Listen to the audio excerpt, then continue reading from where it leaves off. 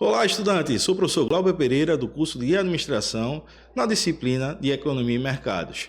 Hoje falaremos a importância da economia para as organizações. E o que é economia? Para Benzago, a economia é a ciência que estuda a alocação de recursos limitados para satisfazer as necessidades humanas ilimitadas. E o que é que Benzago fala? Benzago fala que os recursos naturais que encontramos no mundo, eles são escassos. Não dá para todos, ou seja, são recursos limitados para nossas necessidades ilimitadas. Os humanos têm as necessidades ilimitadas. A história da economia começa na Grécia Antiga, né?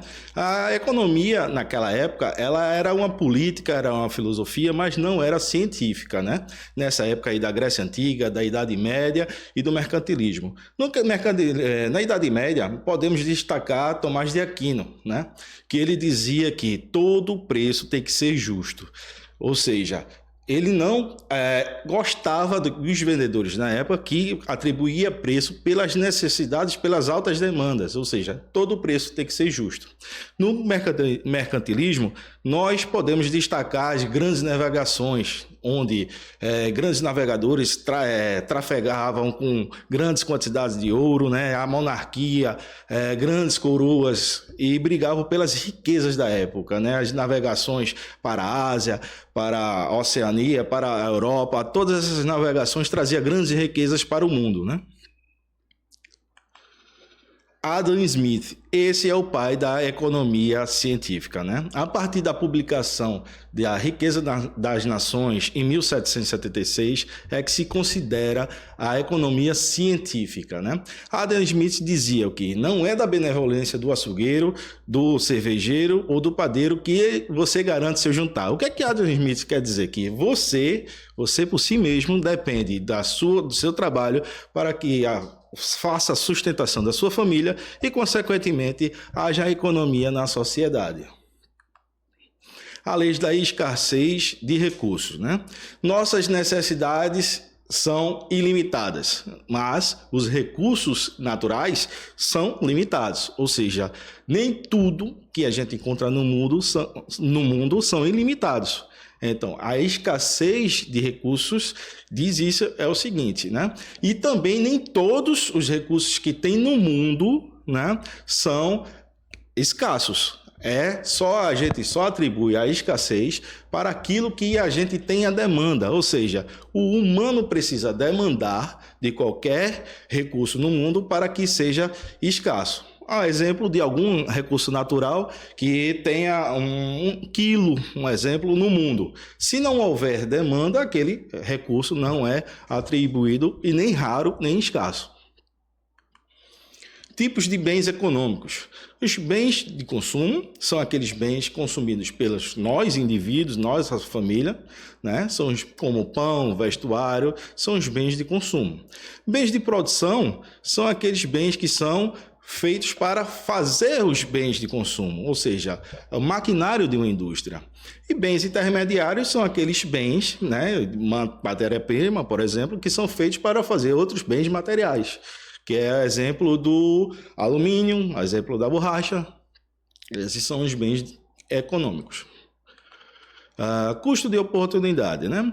Na natureza, nós vimos agora que todos os recursos são limitados, né? Então, o custo de oportunidade se dá pelas escolhas. As escolhas das famílias, as escolhas dos indivíduos, as escolhas do governo. Então, aquela escolha que você faz em detrimento à outra é tal custo de oportunidade, né? Imagine uma fábrica de móveis que produzia 20 cadeiras por mês no mercado que absorvia totalmente esta produção. Diante de uma oportunidade de negócio, essa fábrica resolveu iniciar a produção de um novo produto, mesas. Ou seja, ela fabricava cadeira, agora vai fabricar mesas, certo? Porém, ao alocar recursos Para tal, descobriu que terá de deixar de produzir 2 cadeiras para alimentar a demanda de 2 mesas. O custo de oportunidade está no valor perdido da venda das 2 cadeiras que deixaram de ser fabricadas. Ou seja, ela fez a escolha de deixar de fabricar 2 cadeiras para fabricar mesa e o custo de oportunidade está aí, né? É uma escolha, ou seja, ela teve uma decisão em detrimento da outra. Isso se chama custo de oportunidade. Curva de possibilidade de produção. Vamos aqui olhar aqui a esse gráfico, né? Esse gráfico diz para a gente que aqui é uma empresa que produz 2 produtos, né? A curva de possibilidade nos possibilita fazer a comparação com esses 2 produtos, né? Essa empresa, ela tem um terreno, certo? No qual ela planta farinha, ela planta açúcar, perdão, ela produz açúcar e produz farinha. Esse terreno, essa fábrica, né, a planta dela de produção fabrica esses 2 produtos. Então, a gente vai fazer a possibilidade de produção, do qual a gente vai escolher, né, a possibilidade do qual vai ser a mais rentável. Então, vamos lá, fazer a comparação. A cada 1.000 quilos, né, em toneladas, a cada 1.000 toneladas de farinha, teremos 20.000 toneladas em açúcar. A cada 5.000 toneladas de farinha, nós teremos 10.000 toneladas de açúcar. A cada 10.000 toneladas de farinha, teremos 5.000 de açúcar. Ou seja, a possibilidade de produção, a escolha, a oportunidade que a gente está vendo aqui seria para o açúcar. Então, a possibilidade de produção em termos de comparabilidade e de produção que a gente vai ter entre o açúcar e a farinha, a oportunidade é que a gente vai ter para o açúcar. Porque quanto mais se fabrica farinha, menos se fabrica açúcar. Então, quanto mais se fabrica açúcar, menos se fabrica farinha. Então, a possibilidade, a curva que a gente tem em termos circunstanciais, em termos iguais entre farinha e açúcar, estamos vendo aqui que a possibilidade, a oportunidade está no custo da produção para é mais oportuno fabricar açúcar.